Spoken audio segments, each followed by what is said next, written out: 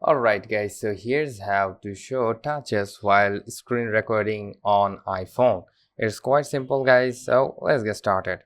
First of all you're gonna do is simply go to the settings. So here's the settings, so you need to go to there and then turn on the accessibility. Just go to this option, accessibility. Go to that, scroll it down and find out the touch. Here is the touch option.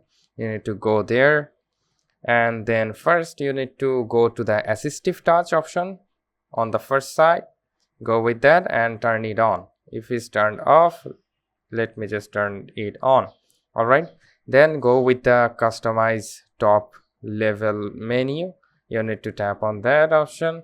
Now select any icon, so I will go with the double tap option in the bottom here. So I will select that one and then scroll it down until you find tap. So here is the tap option. As you can see, here is the tap. So you need to find out and select this one and tap on done.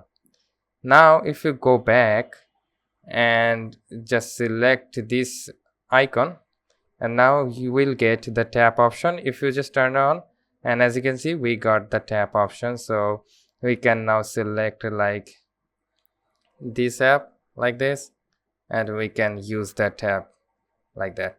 So that's how you can show the cursor or touches while screen recording on an iPhone.